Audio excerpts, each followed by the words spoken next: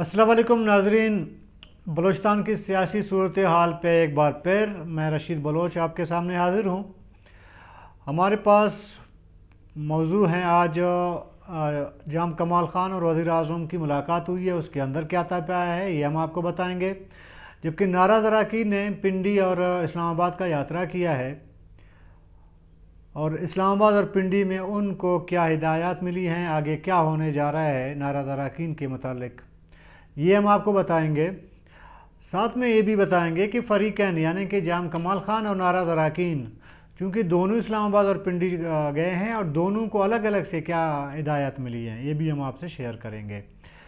इसके अलावा आज अब्दुर्रहमान केतरान ने जाम कमाल ख़ान पे इल्ज़ाम लगाया था कि वो मेंबरान की ख़रीद फ़रोख्त का सिलसिला उन्होंने शुरू कर दिया है, ये भी हम आपसे शेयर करेंगे।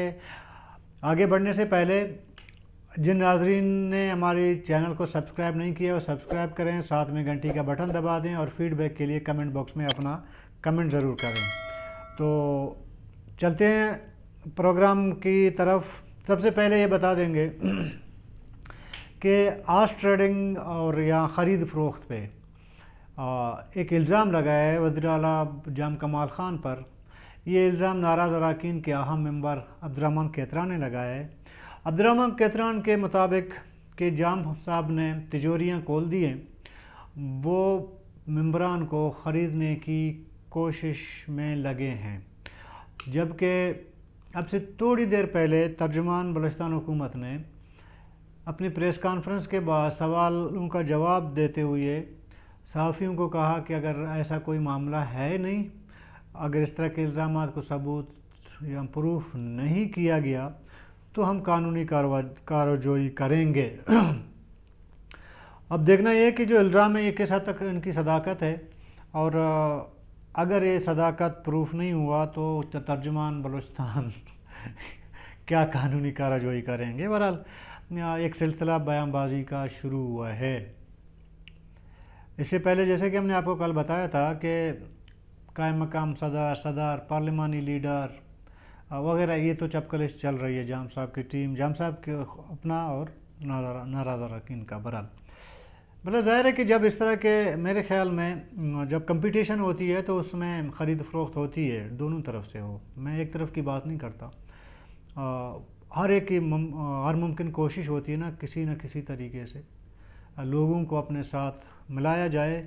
और ज़ाहिर है देखिए हमारे यहाँ एक रिवायत तो है कि हमने हमेशा सेनेट में ख़रीद फ़रोख्त की है, ये तो ओपन सीक्रेट है और बाकी चीज़ों पे भी हुई है। ये कोई नई बात नहीं है जो आज लगाया जा रहा है, जो बात की जा रही है हो सकती है, इसमें कोई डिनाई नहीं हो सकता। अभी ये मालूम होगा कि नाराज़ अरकान की जानिब से हो रहा है या जाम साहब की तरफ से हो रहा है, जो भी हो रहा है, लेकिन या नहीं हो रहा, लेकिन उमूमन होते हैं। उमूमन जैसे कि मैंने मिसाल दी सेनेट इलेक्शन की, उसमें तो होता रहा है, करोड़ों का गेम होता है उस पर। बहरहाल ये भी अभी एक दूसरे पे इल्ज़ामात आना शुरू हो गए हैं। नाज़रीन, आज जाम कमाल ख़ान की मुलाकात हुई है वज़ीर आज़म से, ये हम आपको आखिर में बताएंगे कि अंदर क्या सूरत हाल रही है। और नाराज़ अरकान की भी मुलाकात हुई है, भी थोड़ा देर बाद आपको बता दें। ये मैं आपको बता दूं कि नाराज़ अरकान तमाम हिदायत मामलात लेके कल वो इस्लामाबाद से कोयटा आ रहे हैं।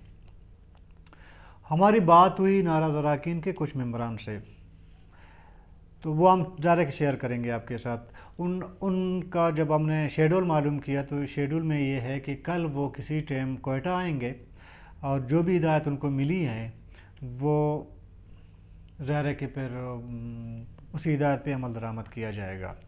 तो सबसे पहले हम आपको फिर ये बता दें कि जाम कमाल ख़ान ने जब वज़ीर आज़म पाकिस्तान से मुलाकात की, हमारे जो ज़राइन सोर्सेज़ हैं हमने उनसे रब्ता किया और इस ख़बर की तह तक जाने की कोशिश की कि आखिर वज़ीर आज़म इमरान ख़ान ने वज़ीर आला बलूचिस्तान जाम कमाल ख़ान को क्या ताउन की यकीन दहानी कराई है कि ये जो सूरत हाल बनी है अदम एतमाद की, इसमें कितना बड़ा किरदार अदा कर सकते हैं वज़ीर आज़म वज़ीर आला बलूचिस्तान के लिए, क्या ताअवुन दे सकते हैं।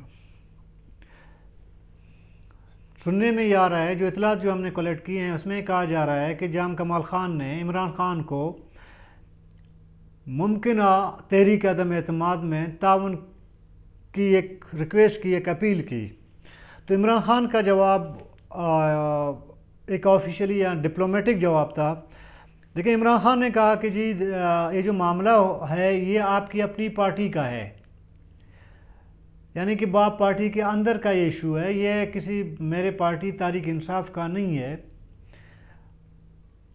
तहरीक अदम एतमाद एक जमहूरी अमल है और एक जमहूरियत का हिस्सा है। अगर आपके ख़िलाफ़ तहरीक अदम एतमाद जमा हुई है तो आप इसको फेस करें बलूचिस्तान असम्बली में।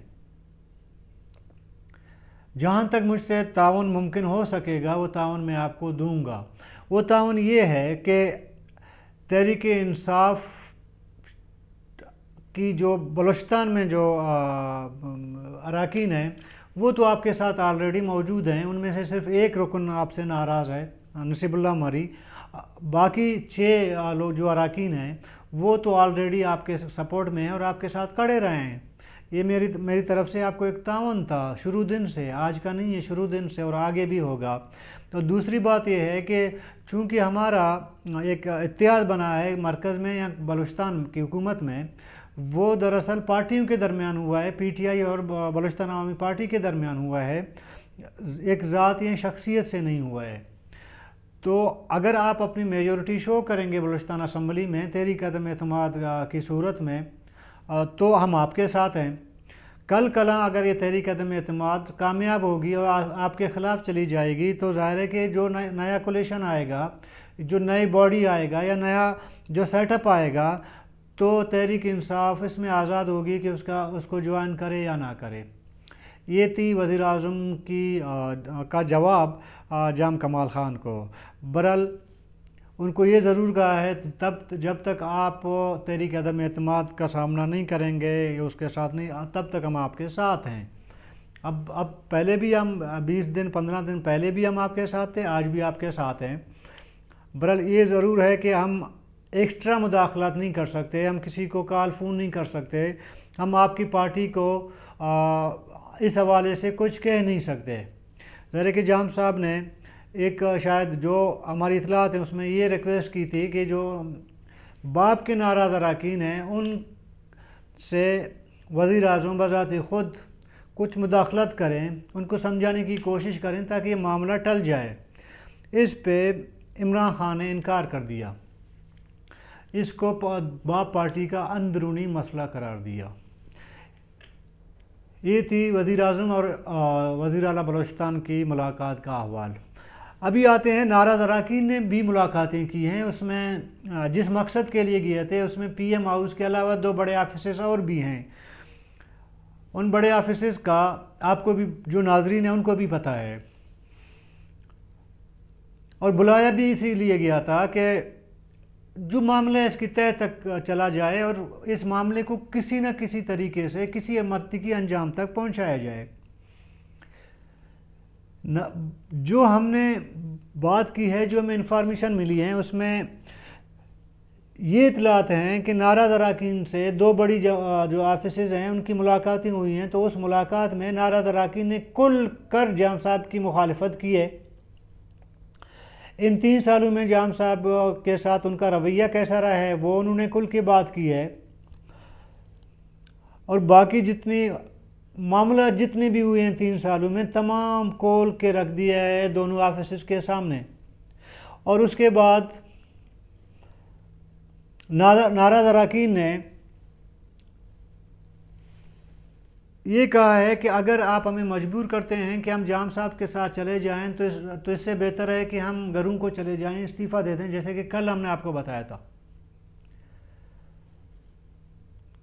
तो ये तमाम मामला जब डिस्कस हुए तो उसके बाद नाराज़ अरकान को एक तरफ से गो हेड दे दिया गया है, एक इजाज़तनामा दी गई है।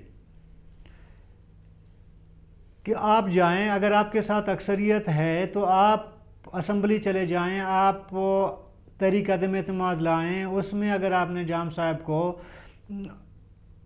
निकाल पाने में कामयाब हो गए हैं तो सो गुड, कर लें। अगर जाम साहब ये तहरीक अदम एतमाद नाकाम करने में कामयाब हो गए हैं तो आपको जाम साहब के साथ चलना पड़ेगा। तो फरीक़ैन ने ये चैलेंज कबूल कर लिए। जो हमारे ज़राएं जो हम तक इतलात पहुंची हैं उसमें ये है कि फरीक़ैन ने ये नाराज़ अराकी ने चैलेंज कबूल किए। नाराज़ अराकी ने कहा है कि हमें एक बार ये इजाज़तनामा मिला है, अब हम प्रूफ करेंगे, जाम साहब के ख़िलाफ़ हम अपनी अक्सरियत शो करेंगे। और यही बात जाम कमाल ख़ान को भी कहा गया है कि हम आपको इस्तीफ़ा देने के लिए नहीं कहेंगे, ना हमको आप पर कोई प्रेशर बिल्ड करेंगे, बल्कि आपको ये कहेंगे कि आप जाएं असम्बली। मुमकिन तौर पर 19 तारीख को असम्बली का पहला इजलास होना है जिसमें सबमिट होना है, पेश होना है तहरीक अदम एतमाद को, उसमें रायशुमारी होनी है, जो भी प्रोसेस है उसने होना है। तो दोनों फरीक़ैन को यानी जाम कमाल ख़ान को, नाराज़ अराकीन दोनों को खुला मैदान दिया गया है कि आपके लिए मैदान खुला है, आप चले जाएं और जो तरीक़ेकार है एक वज़ीर आला को निकालने का और दूसरा सेटअप लाने का वो आप अप्लाई कर लें। हालांकि जाम साहब ने, जो हमारी इतलात हैं, उन्होंने काफ़ी हद तक ये कोशिश की कि किसी न किसी तरीके से नाराज़ अराकीन को जाम साहब के साथ बिठाया जाए वहीं इस्लामाबाद में। जाम साहब की ये कोशिश कामयाब नहीं हो सकी। इतलात ये भी हैं कि जाम साहब ने कहा कि मैं नाराज़ अराकीन को यहाँ इस्लामाबाद में आपकी मौजूदगी भी में मुलाकात करना चाहता हूँ, उनको कायल करने की कोशिश करूँगा। ये जो 5 फरीकी कमेटी है, इन्होंने जाम साहब से मुलाकात करने से इनकार कर दिया। उन्होंने कहा हम जाम साहब से अब कोई मुलाकात नहीं करेंगे। इससे आप अंदाज़ा लगा लें कि जाम साहब अपने मुहिम में कितने हद तक कामयाब हुए हैं और जो नाराज़ अराकीन हैं वो किस हद तक कामयाब हुए हैं। देखें, अभी अगर जिस तरह इनको गो हेड दिया गया है, इजाज़त दी गई है, तो इससे तो साफ ज़ाहिर है कि जैसे हम कहते आ रहे हैं कि तहरीक अदम एतमाद की सूरत हाल क्या बन सकती है।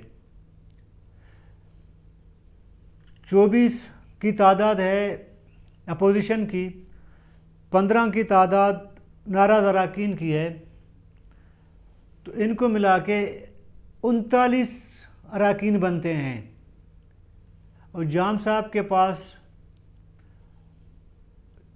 25 या 24 की बात की जा रही है, उसमें सरदार सनाउल्लाह ज़हरी भी शामिल हैं, एहसान शाह भी उसमें शामिल हैं। तो बाज़ार ऐसा लग रहा है कि अगर तहरीक अदम एतमाद पेश हो गई तो जाम साहब, अगर कोई इस दरमियान में अनहोनी ना हो या कोई ऐसा टूटने बिखरने का कोई इशू सामने ना आए नाराज़ अराकीन का, तो ये तहरीक अदम एतमाद काफ़ी हद तक मैच्योर है कि कामयाब हो। क्योंकि आज पूरा दिन मुख्तलिफ़ अफवाहें गर्दिश करती रहीं, कहीं हमें भी कई फ़ोन कॉल आते रहे। क्योंकि हमारा एक टाइम टेबल है प्रोग्राम करने का, तो हम वेट कर रहे थे कि टाइम पूरा हो तो हम उसी टाइम पे अपना प्रोग्राम कर लें, ताकि जो भी अफवाहें थीं या जो भी दिन भर जो चलती रही हैं वो अपने नाज़रीन को हम उस करेक्ट कर दें और उनको बता दें कि असल सूरत हाल क्या है और अब तक हमारे पास जो इन्फॉर्मेशन आई हैं वो क्या हैं। तो नाज़रीन, आज के जो न्यूज़ अपडेट्स थे, जो सूरत हाल थी, वो हमने आपके साथ शेयर कर लिया। कल तक के लिए अपने होस्ट रशीद बलोच को इजाज़त दें। अल्लाह हाफ़िज़।